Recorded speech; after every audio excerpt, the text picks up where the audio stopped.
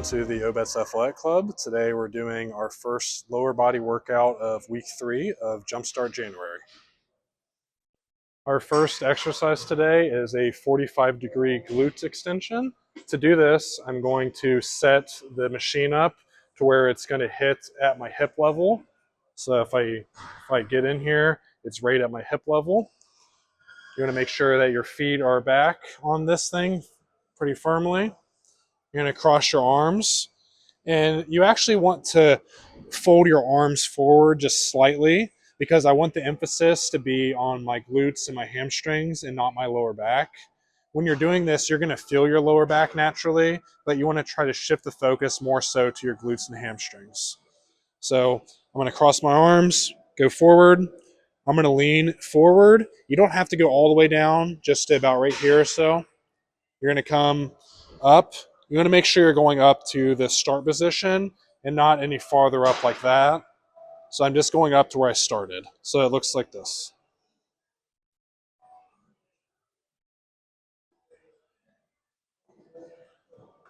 Next up, we're doing a seated machine calf raise. To do this, we're going to sit down here and we're going to put our feet up on the platform here. From here, we're going to let our heels go forward. So my toes are coming towards me. This is going to put more of a stretch on your calves here. And then from that point, you're pushing your toes as far into the platform as you can. You're going to make sure you feel all 5 of your toes on each side on the platform. You're going to go all the way back down. Again, toes pointing up to me to get more of a stretch here. And then I'm pushing my toes all the way into the platform as far as I can.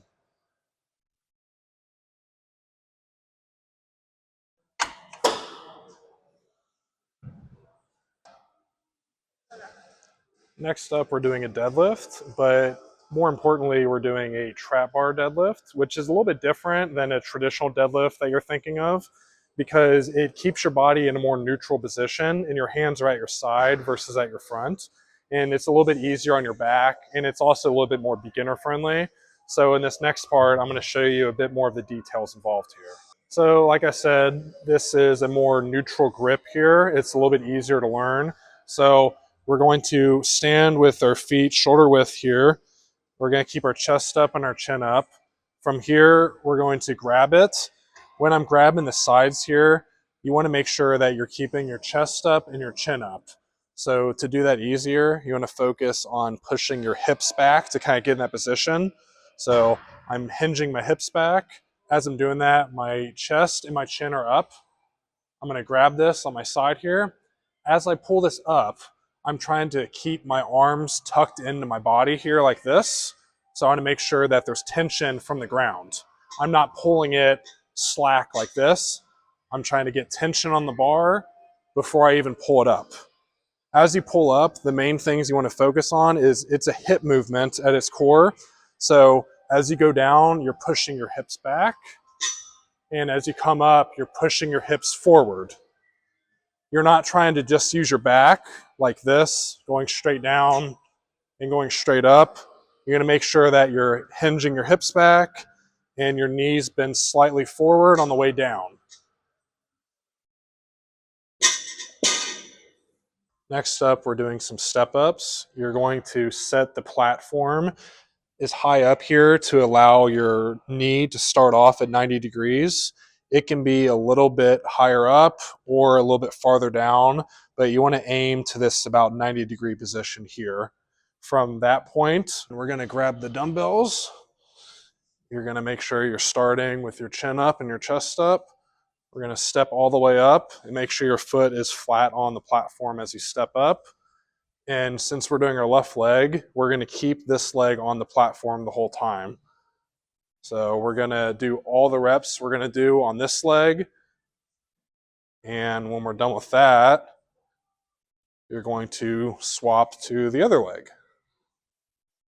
The whole time I'm doing this, I'm trying to make sure that I'm driving through my heel and I feel all parts of my foot on the platform.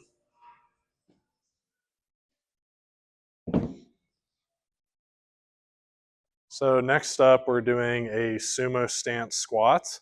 How this works is If right now my feet are shoulder width here, I'm going to take a step out to the side, so I'm a little bit wider than shoulder width, and then I'm going to turn my toes also outward, so when I go down, my knees are going out too. So from here, I'm going to keep my chest up, my chin up. I'm going to grab the kettlebell here. On the way down, what I'm doing is I'm keeping my chest up, my chin up, like I said, and I'm going down, and my knees go out as I go down. I'm going to go all the way to the floor, and I'm going to pull straight out. I'm going to go all the way down, all the way up. Next up, we're doing a cable oblique twist. To start, you're going to set the cable up to where it's a little bit shorter than chest height. So if this is chest height, I want to set the cable up just lower than that. From here, you're going to step out slightly. You're going to extend your arms all the way straight. Your start position is here. So my hips are facing forward and my shoulders are facing to the right here. My right, your left. You're going to twist all the way to the side and then bring all the way back. While I'm doing this, I'm trying to keep my hips as straight forward as I can while only turning my shoulders. When you're done with that side, you're going to turn around and do the other side.